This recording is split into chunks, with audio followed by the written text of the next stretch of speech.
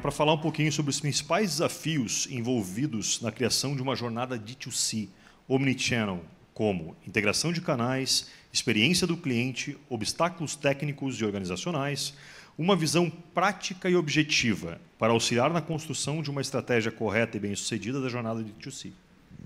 Vamos lá. Ele que é maratonista, importante, hein? O esporte trazendo contribuições para a vida pessoal que desempenha também na vida profissional. Ele é maratonista, entusiasta aí por estratégia, gestão e tecnologia, formado em administração de empresas com MBA em gestão e inteligência no varejo Omnichannel pela SPM, é Product Manager da BRF com foco em Omnichannel. João Maldonado, por favor.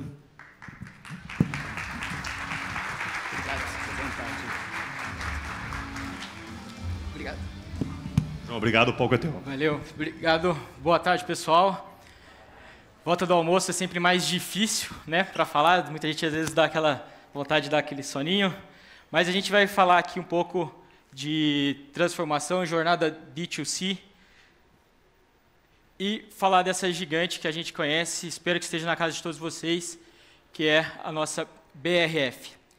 Bom, mas como para a gente aquecer, como fizeram um breve comentário, eu queria que vocês pensassem se acreditam que existe uma relação entre uma corrida de longa distância e a construção de uma jornada D2C. Eu gosto de fazer bastante essa analogia, comentário que eu sou maratonista, foi um hábito da pandemia, mas ela faz muito sentido quando a gente fala de D2C na indústria, D2C no geral, e faz muito sentido quando a gente fala de transformação digital também, que é um pouco do que a gente já escutou hoje aqui desde manhã, muito focado no nosso varejo, que é o que a gente precisa transformar. Mas a gente já vai voltar e vai falar sobre isso. O que eu gostaria de falar agora é um pouco sobre a BRF. A gente é uma das maiores companhias de alimentos do mundo, a gente tem marcas que vocês com certeza têm na casa de vocês, Perdigão, Quali, Sadia. A gente tem números cada vez mais expressivos, muitos clientes no Brasil, no mundo, e grandes entregas também, grandes volumes de entrega por mês, o que ajuda e contribui para a gente pensar cada vez mais numa jornada de D2C. Uma empresa desse tamanho não pode estar fora desse mercado, a gente não pode estar longe do nosso consumidor, a gente tem que estar cada vez mais perto. E quando a gente fala de estar cada vez mais perto, a gente também tem as marcas, uma das marcas mais desejadas, a gente está na mesa de vocês. 9 em cada 10 brasileiros têm uma marca nossa presente na sua mesa no dia a dia. Mas, como eu ia falando, recapitulando aqui, a gente fala que a transformação, uma corrida de longa distância, uma jornada de D2C, ela tem uma relação. E existe essa relação. E essa relação ela é bem simples. Porque, para ambos os casos, a gente vai ter que ter alguns fatores que vão determinar o sucesso. E quando a gente fala desse sucesso, a gente pode elencar 3, que é a clareza desses objetivos, onde eu quero chegar, tanto com uma transformação digital, quanto com uma jornada de D2C, ou até mesmo uma corrida de longa distância. Então, eu seto esses objetivos. Eu tenho que ter disciplina nos processos. Não adianta nada eu setar um objetivo, uma meta, e não garantir a execução desses processos ao longo do caminho. E eu preciso de suporte nessa execução. E quando a gente fala de suporte, aqui não é só um suporte tecnológico. A gente precisa de suporte do começo ao fim. Eu preciso que todos estejam engajados, eu preciso que todos tenham noção do que a gente vai fazer. E disso, esse suporte também muitas vezes demanda investimento.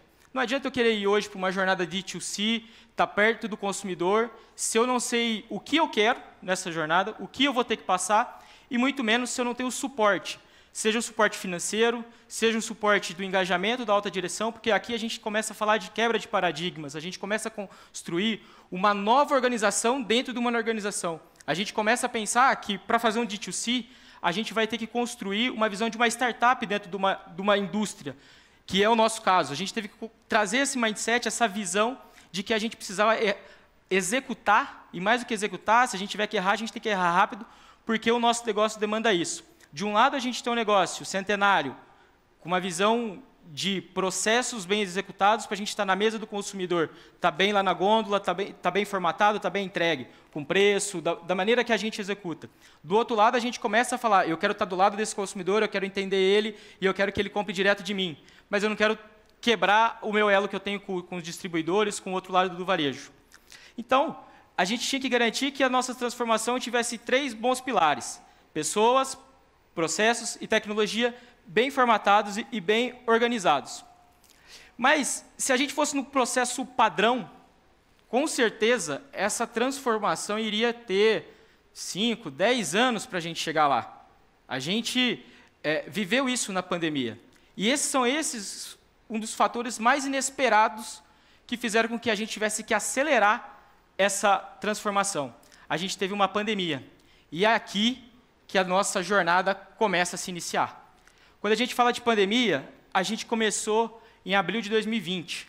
A gente tinha uma grande quantidade de projetos, a gente tinha uma grande visão do que a gente gostaria, mas a transformação digital de uma indústria, a construção de um canal D2C, passa com caminhos um pouco mais lentos. Vamos entender, vamos ver o que a gente quer de fato com isso.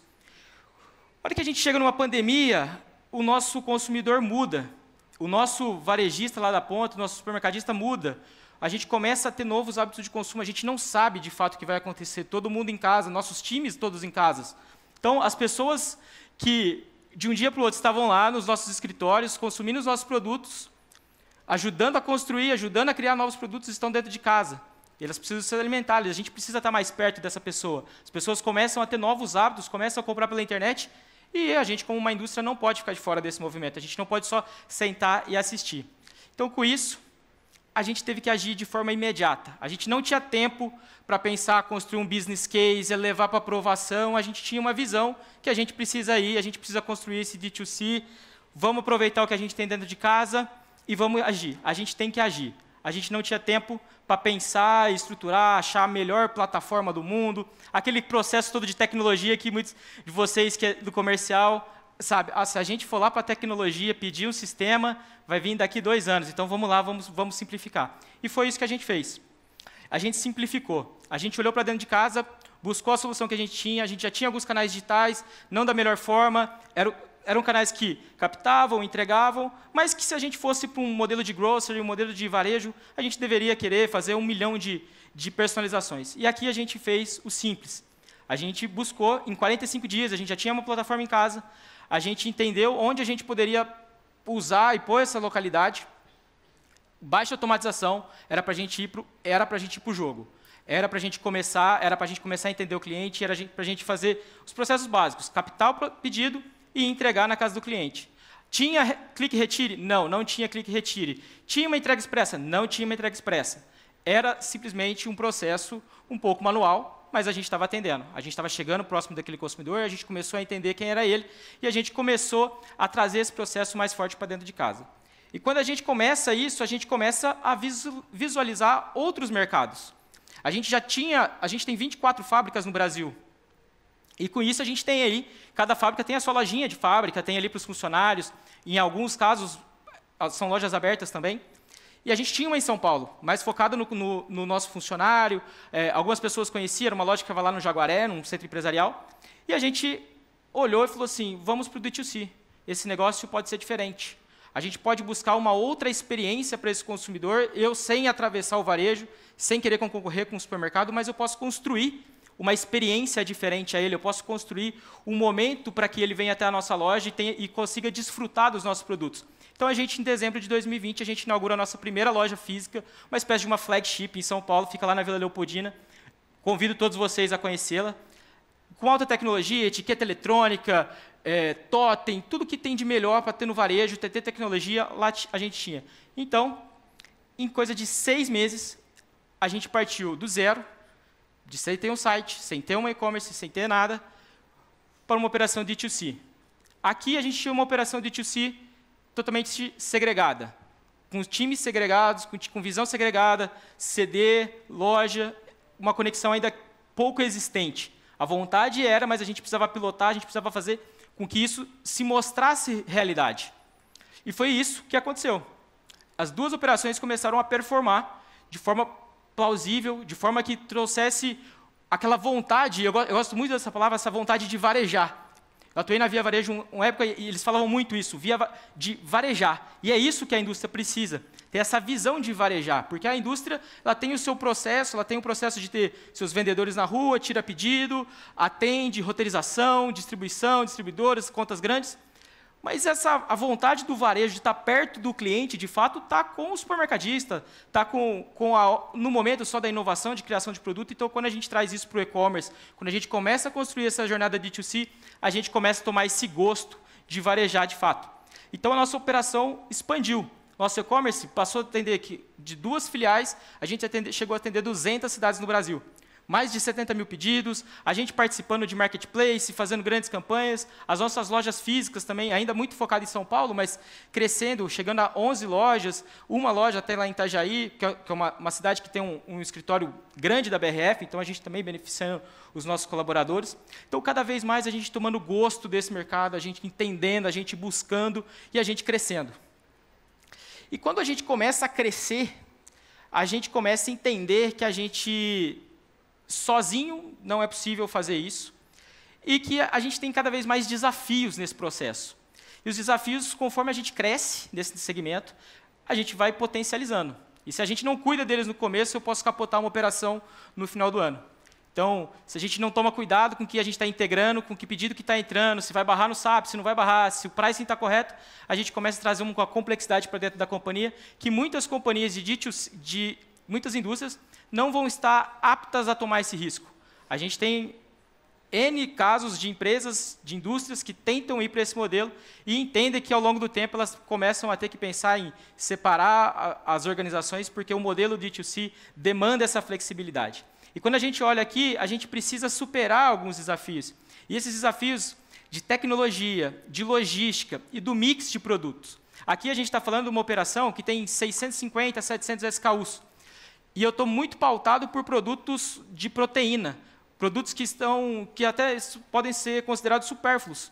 A hora que a gente tem essa cesta de produtos, eu estou falando de um peito de frango, eu estou falando de um filé de pernil, eu estou falando de um filé mignon, de uma maminha, de proteína animal, que é uma cesta que você é adicional ao que você compra no supermercado.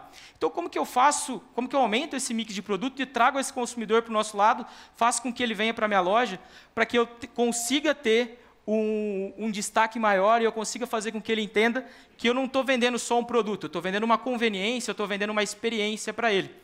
Então, muito focado nisso, a gente precisa querer varejar. A gente começa a olhar e falar assim, eu sou indústria e eu quero varejar. Quando a gente fala em varejar, a gente tem que estar em todos os lugares, a gente tem que estar com a visão de que o consumidor vai demandar. Não é eu que vou dizer para o consumidor o que ele tem que fazer ou o que eu quero que ele faça. A gente viu hoje cedo até da Drogaria Araújo. A gente tem que estar e entregar para ele da melhor forma. E quando a gente fala de querer varejar, a tecnologia tem que ajudar esse processo. A tecnologia não pode ser um mero coadjuvante e deixar que a área de negócio, muitas vezes, demande e escolha a tecnologia, escolha a plataforma que bem entender. A gente precisa ser parceiro. A gente, desde o começo, a gente construiu isso de forma parceira com o nosso negócio. A gente entendeu cada passo dessa jornada dele, entendeu o que a gente ia fazer para garantir que o cliente pudesse ter a flexibilidade necessária e, dentro de casa, quando esse pedido chega dentro de casa, o meu financeiro não brigasse comigo e falar, olha, eu não estou entendendo de onde está vindo esse pedido, eu não sei quem que fez esse pedido e agora não está fazendo a contabilização aqui. A gente passou muito por isso. O pedido chega, o pedido é entregue, mas no final eu preciso voltar isso para dentro do famoso SAP e eu não sei se pagou, se não pagou, onde pagou, se a conciliação vai ser manual, se não vai ser. Então, nós, como tecnologia, construímos uma forma mais simples de dividir esse processo, que é um processo, uma jornada longa do consumidor, em captação, a parte de integração e disponibilização, e o final, que para a gente é uma parte muito importante. A gente sempre pensa em vender. Vamos vender, vamos vender, vamos vender, vamos vender, vamos trazer o cliente, vamos trazer o pedido, põe esse pedido para dentro, mas a hora que chega no final da história, o time de contabilização precisa dar o ok. Precisa falar que essa venda foi feita, que essa venda foi realizada de forma correta, que a gente consegue contabilizar, que a gente depois não prejudica o cliente por eu não saber o que eu vendi para ele ou por eu não saber se ele pagou corretamente. Então, nós, como tecnologia, tivemos esse desafio. a gente tinha que garantir esse processo e a gente tinha que facilitar isso para o negócio. O negócio precisa de flexibilidade. A gente não pode mais demorar 5, 10, 15, muitas semanas, muitos meses para dar algumas respostas. A gente precisa dar cada vez mais flexibilidade. E com isso, construindo essa visão de que nós somos um meio, a tecnologia é um meio, a tecnologia precisa dar essas ferramentas, a gente sabe que a gente tinha sempre que agir. Desde o início que a gente construiu a nossa jornada do D2C, a gente teve a visão que a gente agiu muito rápido, a gente deu essa resposta. Quando pediram uma plataforma, quando falaram vamos para esse modelo, a gente levou, a gente construiu. Quando a gente constrói, a gente entrega, a gente começa a rodar, começa a pivotar, a gente vê os desafios, e aí a gente precisa sempre voltar, pôr o pé no chão e entender se eu estou sabendo para onde eu quero ir. Porque priorizar, de fato, o que a gente quer com essa jornada, onde a gente quer chegar. Porque só pedir, só construir, só pôr no ar, muitas vezes não é o que vai, de fato, gerar o resultado, ser transformador ou ser rentável para a companhia. Muitas vezes a gente começa essas operações com uma visão, com muitas vezes um devaneio mesmo de alguém que fala, a gente tem que ir para esse caminho, a gente tem que construir isso, o mercado todo está indo, e muitas vezes a gente até pode se distrair nesse movimento, porque a gente começa a querer fazer 1 milhão de coisas, a gente tem que estar em todos os lugares, a gente tem que estar conectado com todo mundo, e muitas vezes a gente não sabe se é isso de fato que a gente quer. Então a gente reuniu e voltou, pôs a história no chão, e a gente foi entender se o que a gente estava fazendo sentido ou não. Se fazia sentido a gente ter 1 milhão de localidades, onde em alguns lugares eu não tenho tanto esforço de marca, onde em alguns lugares eu tenho que fazer um esforço muito grande, em alguns lugares eu estou vendendo muito focado no meu próprio colaborador, então esse cara, de qualquer maneira, ele ia comprar de mim, então eu estou construindo um e-commerce para atender colaboradores. Então, a gente começa a entender o que a gente de fato quer com isso. E é por isso que eu falo que a relação que a gente tem da corrida com essa jornada, com a transformação digital, com a construção de D2C, é muito importante. Porque a gente ter clareza do que a gente quer chegar, a gente começa a ter clareza do processo que a gente precisa fazer. E o que a gente precisa ter no meio do caminho, o suporte que a gente precisa para a gente conseguir chegar lá. Então, quando eu falo que eu quero ser uma operação rentável e eficiente, eu não posso ter uma operação dentro de um CD. Eu tendo uma operação dentro de um CD, imagina um CD onde eu estou preparado para trabalhar com caixas, automatizado, robotizado, e eu tenho que ter uma rua dentro de um CD para que eu tenha separadores que tenha que pegar uma caixa, abrir a caixa, separar um pacote de nuggets, porque alguém comprou um nuggets, 2 pacotes de presunto, e eu tenho que tirar esse pedido e entregar para ele. Então, quando a gente volta nisso, a gente começa a entender aquilo que a gente tinha de desafio. A hora que a gente fala de venda de produto, lá atrás, o maior dos nossos desafios foi, a gente só tinha produtos de origem animal, de aves e de suínos. A gente não tinha bovinos no nosso e-commerce.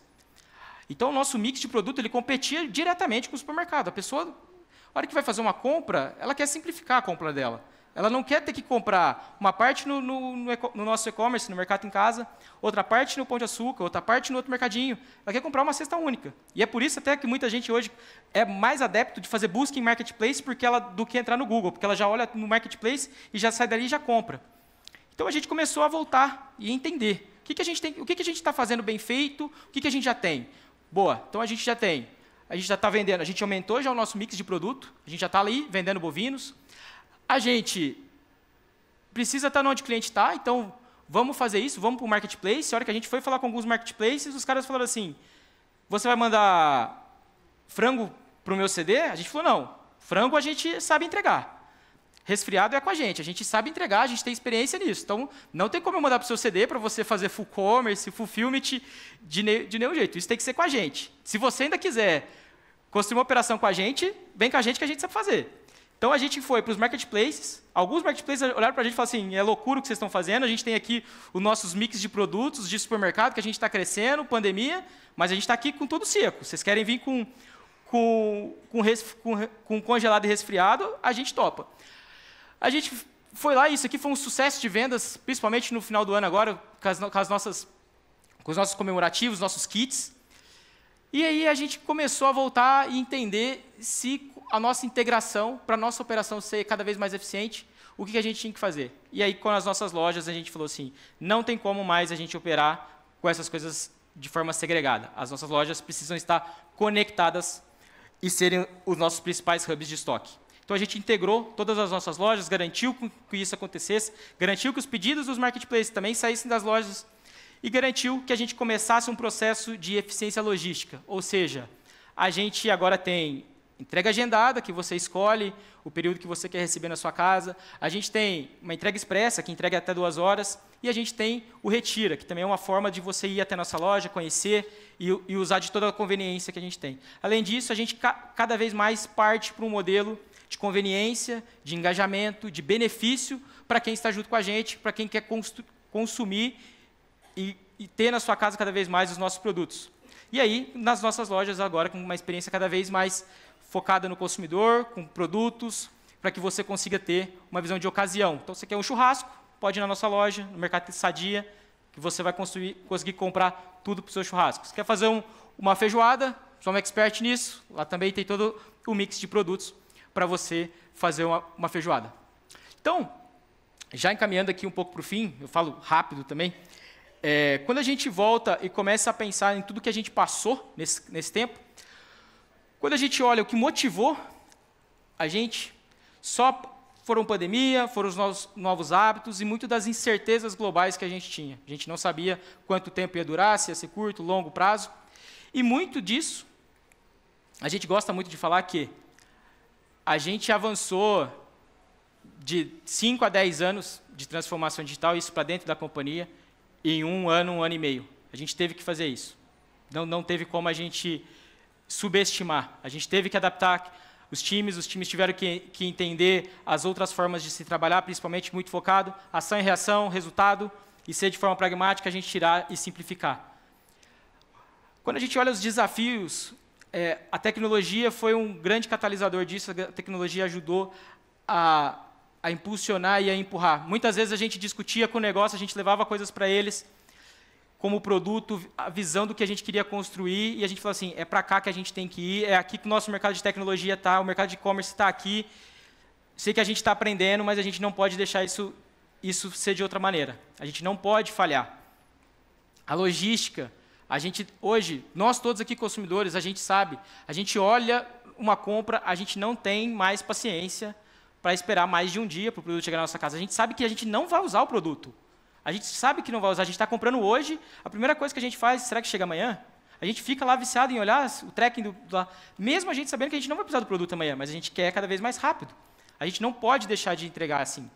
E produtos, a gente quer cada vez ter uma cesta boa de produtos. A gente quer ter produtos com diversidade, com variedade, com preço. Então, eu não posso ter uma cesta limitada, a não ser que eu esteja muito nichado, ou eu construa produtos e funcionalidades de recorrência, muito focado no seu café da manhã, ou alguma coisa do tipo. Mas quando eu tenho um e-commerce focado em grocery, focado em ocasião, eu preciso ter cada vez mais um mix de produto maior para o cliente. E quando a gente fala do que a gente entende como fatores de sucesso para essa operação e para onde a gente está caminhando, a gente volta e olha, clareza no que a gente queria. No primeiro momento, nosso primeiro objetivo era pôr no ar. A gente conseguiu. Esse foi o nosso primeiro step de sucesso. Conseguimos, em curto espaço de tempo, 45 dias, com grandes complexidades de integração, RP, mas a gente fez. Garantimos ali o processo e garantimos o suporte. Mas a gente tem trazido isso ao longo do tempo. Para onde a gente está apontando, para onde a gente quer ir. E isso é muito a mentalidade de uma startup até mesmo. Errar rápido. A gente precisa entender se isso está fazendo sentido. E a gente também não pode ter dó. Uma hora, se isso não faz mais sentido para a companhia, que não é o caso agora, cada vez mais o D2C nas companhias, nas indústrias, faz sentido, pela sua estratégia, porque a gente quer buscar dele, ter rentabilidade, ter eficiência, ter conhecimento cada vez mais do consumidor, e potencializar isso. Pode ser que esse é um caminho, na visão nossa de BRF. Outras indústrias também estão para o mesmo caminho e entendo que ter a clareza de onde quer chegar e garantir a execução dos processos e ter suporte interno para isso é um fator de sucesso crucial. A gente entende que algumas organizações têm caminhos para o D2C começam, mas se perdem no meio porque perdem os patrocínios, perdem a visão de onde chegar. Então, para a gente, isso foi uma visão pragmática, simples, de garantir que a gente estava executando bem o que a gente estava fazendo. E como eu falei no começo, tanto na corrida quanto no D2C, nessas transformações, esses 3 pilares são fundamentais. Se a gente não sabe para onde a gente quer ir, a gente não consegue executar da maneira correta. E aí a gente busca uma infinidade de iniciativas. A gente vai vender no WhatsApp, a gente vai vender no Marketplace, a gente vai vender no e-commerce, a gente vai vender com o vendedor. A gente começa a fazer N iniciativas apartadas, a gente não junta tudo e a gente não sabe para onde a gente está indo. A hora que a gente senta para e estrutura para todo mundo se engajar e ir para um caminho único, a gente começa a ter sucesso. Era isso, pessoal.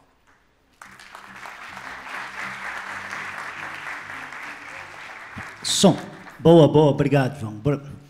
Pessoal, nós vamos abrir para pergunta. Eu não combinei com você, pode abrir para pergunta? Fica à vontade. Não, então, quem quiser fazer pergunta, levante a mão aí. Ali já tem uma, mas antes disso eu quero usar do meu privilégio fazer uma primeiro. Leandro, até porque saia justa de perguntar para ele assim na frente de todo mundo e ele dizer não, fica chato. Fica chato, então eu já preparei um punhado.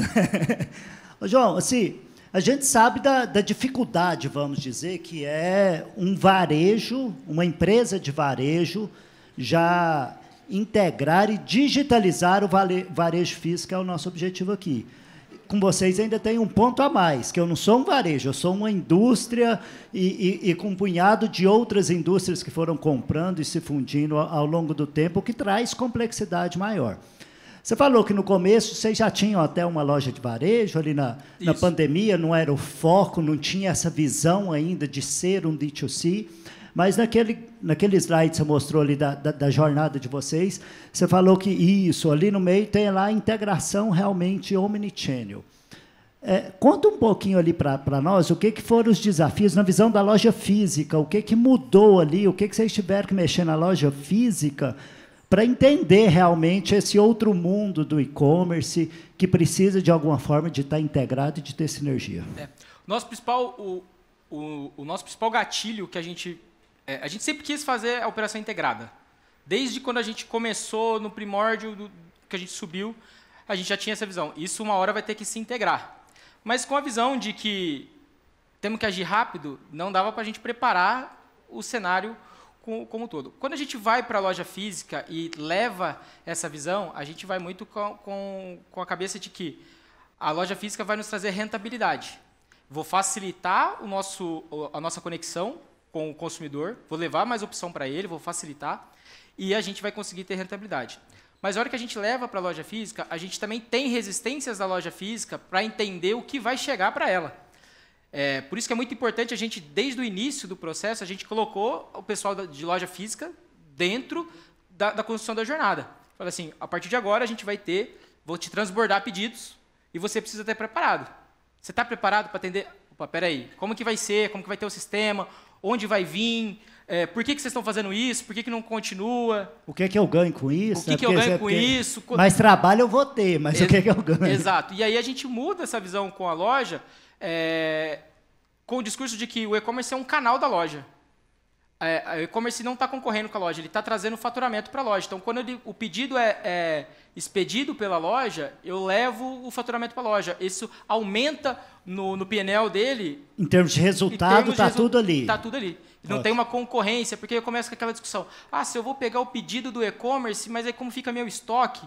Se sai, eu vou ter ruptura na loja? Como a gente começa? Então, a gente começa a fazer com que a loja entenda que aquilo é um fator positivo para ela. Porque muitas vezes a gente, principalmente pelo tipo de negócio que é o nosso, a gente vai ter ociosidade na loja. Então, eu pego essa capacidade ociosa que eu tenho da loja e transformo ela num trabalho de valor, fazendo com que ele faça a separação do pedido, faça a expedição, garanta esse processo para que a gente consiga chegar cada vez mais perto do cliente. Beleza. Vamos lá. Boa tarde, João. Prazer, eu sou a Ingrid, atuo no segmento também. Queria entender como o varejo recebeu a Sadia, Perdigão, virando um e-commerce, porque, estando no segmento, eu entendo que assim, um GPA, um Carrefour, olharia para mim e falaria, ele está concorrendo comigo. Então, como é que eu vou me tornar um e-commerce, sendo que eu já tenho os varejos que vendem os meus produtos? Sim. A gente tem uma área específica de e-retail que ela cuida muito da forma desse relacionamento com o grande varejista, né? A gente não está para competir com ele, isso não é, já é claro para ele, a gente sofreu isso, a gente rotineiramente tem alguns questionamentos, principalmente porque a gente começa a transbordar essa visão de marketplace e de omnichannel não só para o D2C, mas para o B2B. Então, eu também vou com a mesma visão de que eu tenho que estar em marketplaces, que cada vez está crescendo. Mas o varejo, um Grupo Pão de Açúcar, um Carrefour, outros grandes supermercadistas, ele tem uma briga muito de preço. Ele está muito focado no preço para o consumidor e ele tem uma cesta cada vez maior. O nosso preço, se você entrar no meu site, o meu preço não vai ser, algumas vezes, porque o mais barato. A gente já tem essa visão, a gente tem uma visão diferente sobre isso, porque é uma visão de experiência, de ocasião, de um mix de produtos diferente. A gente tem produtos lá que são produtos de inovação, coisas que ainda não foram para o mercado, com algumas situações desse tipo.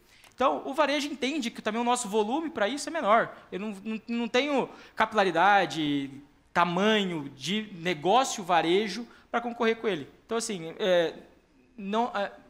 não tem uma rincha sobre isso. Há um desconforto, houve lá no passado, eu sei por colegas, mas não é nada substancial, é algo que toda a indústria hoje está indo para esse modelo, né?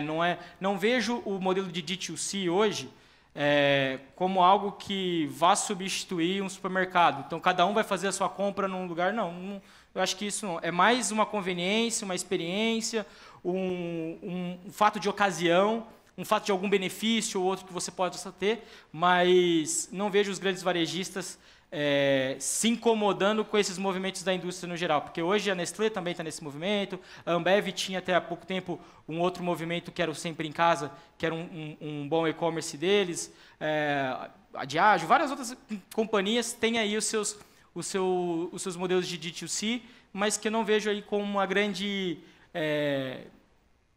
concorrência direta, sabe? Eu vejo muito só como questões de ocasião e benefícios exclusivos ali. Ô, João, essa é uma pergunta que a gente recebe rotineiramente, estou falando aqui de baixo, aqui, gente. Essa é uma pergunta que a gente recebe rotineiramente nos eventos aqui. Eu acho que toda vez que a gente traz uma indústria, essa pergunta vem. E o que a gente tem ouvido, em geral, e aí me corrige se tiver algum ponto que tu não concorde aqui, mas é de fato posicionamento. Então, assim, existe uma cadeirinha que está vaga, e aí seja ela quando eu transformo isso numa boutique, seja ela quando eu crio produtos específicos para esse segmento, ou seja até de um posicionamento de uma lacuna que muitas vezes a gente tem no cenário. E o que a gente tem ouvido de resposta é muito nesse sentido. É conseguir criar um posicionamento onde, de fato, eu não vou estar concorrendo com aquele cara que vende o meu produto no dia a dia, e eu acabo, nesse cenário, sendo muito mais um ambiente de teste para futuros produtos e futuras ações que a gente vai fazer com esse parceiro, e quando tu consegue estabelecer essa relação, funciona muito bem. É nesse caminho? É esse caminho. Não tem... a indústria, pelas suas particularidades, ela chegar até o consumidor final de uma forma do fracionado, né, vamos dizer, para ela construir essa operação, é uma operação muito custosa, é uma operação muito grande, é uma operação que dentro de um CD você não consegue fazer isso. Você imaginar que pega uma caixa de frango e tem que tirar ali vários pacotinhos para entregar, isso não faz muito sentido. Então, a gente usar o D2C como uma forma de se aproximar do cliente, conhecer, e quando a gente cai ainda mais em outros detalhes, como a gente falou até pela manhã, quando a gente fala de dados, eu começo a ter dados aqui do cliente, de experiência, de consumo, que eu consigo ser mais efetivo quando eu vou discutir isso com o varejo. Eu sei um pouco mais do que o consumidor está acontecendo, o gosto dele, então eu posso usar isso. Se prepara até melhor para outra relação B2B, né? Exato. Então a gente começa a facilitar isso. Tem uma ali atrás e depois a gente faz mais você para a gente finalizar, porque senão a gente fica a tarde inteira falando aqui. Boa tarde, João. A minha pergunta, na verdade, era a mesma, mas vou aproveitar que eu já estou com o microfone. E como que foi uma concorrência interna? Porque a gente sabe que na indústria existe muito isso. Assim, como que o comercial recebeu essa informação de, assim, teremos um canal direto, né? Teve muita resistência, pensando que as vendas seriam trocadas de canal? Ou como que vocês lidaram com isso? No primeiro, no V0, eu costumo dizer, não teve assim tanta resistência, porque até pela forma que a gente estava atuando, né? A gente entrou em 2 praças inicialmente, a gente tem, usando a nossa estrutura, o nosso CD, o nosso modelo, e como está focado muito no consumidor final, e assim, não é um volume que a gente vai conseguir mudar, transpor de um canal para o outro, né? Não é algo tão massivo. Então, o comercial ali, ele entende, né? O cara que vende para os grandes atacadistas, ele entende como mais uma iniciativa, olha, no primeiro momento, olha com um pouco de receio, mas não foi algo conflitante. Aí, quando a gente olha mais nesse modelo, mas para o B2B, aí sim a gente tem mais desafios com o nosso comercial. Porque aí no B2B existe sim a visão de concorrência, de que vou tirar de um, vou colocar em outro. Aí é uma discussão para outra pauta. Tá bom, obrigado. Boa tarde, João. Felipe, parabéns pelo conteúdo. Obrigado. Aliás, de D2C aqui a gente podia falar a tarde inteira, que é um assunto gostoso e para quem é indústria como eu, é um assunto bem no dia a dia, bem latente aí. 2 perguntas, se você me permitir, de maneira bem rápida. Todo esse fluxo, né, que está na tela aí, imagino que você tem terceiros fazendo esse fluxo, né, logístico, RP, sim, propriamente. O quanto que é complexo você ter um terceiro na operação para garantir toda essa excelência de experiência. E a segunda a cultura mesmo, você já falou um pouquinho, mas se você puder falar um pouquinho mais, da cultura de quebra de quem está no off para ter uma visão do on, da experiência on, né? Que a gente vê muitas vezes vendedores do off com resistência para se digitalizar. Sobre a estrutura, a gente tem muitos terceiros ajudando nesse processo, mas a gente tem muito time interno construindo isso. Então, todo o nosso e-commerce está interno hoje, por mais que tenha uma plataforma de mercado, mas é interno. Então, assim, 90% da estrutura que estava aqui era interna. Antes da gente conseguir fazer a integração do Omnichannel, de usar na loja, como hoje saem os pedidos das lojas, a gente usa operadores de last mile, então a gente já tem uma operação de terceiros fazendo isso. Antes, a minha operação era totalmente própria. Por ser congelados e resfriados, eu não consigo colocar isso em qualquer transportador logístico. Então, eu tinha uma frota própria que atendia, que ia lá de dentro do CD, que ia lá e atendia todas as localidades que a gente estava fazendo. Então, isso era um grande limitador nosso também, porque eu tinha que fechar X pedidos para o caminhão sair, para ele não sair custando mais caro do que já custava. Então, esses foram alguns dos desafios. Agora, a cultura, no D2C a gente não teve tanto, porque são canais separados do B2B, já consegue ter uma diversidade melhor. Quando a gente levou isso para as lojas, a gente chamou o time de loja, para o time de loja apoiar também a gente na construção do que iria cair para eles, né, do como chegaria o pedido para eles garantirem essa visão. Mas a gente teve que engajar todo mundo da mesma forma. A gente sempre teve alguns bloqueios muito grandes focados em operação mesmo, burocracias, fiscal, tributário, entender, da gente fazer compra em outros players e falar assim, estão fazendo, a gente precisa fazer. Tá vendo aqui? Ó, não é uma nota fiscal, é um cupom. Como é que todo mundo... É aquela coisa, por que eles fazem e a gente não consegue fazer? Então, a gente teve que partir para essa visão de mostrar, engajar, para a gente sair do outro lado. Muito bacana. Gente, queria Obrigado, agradecer, gente. João. Obrigado pela aula que tu nos deu aqui. Muito obrigado. Palmas para o João aí, gente. Obrigado. Valeu. Obrigado, meu gente. Obrigado.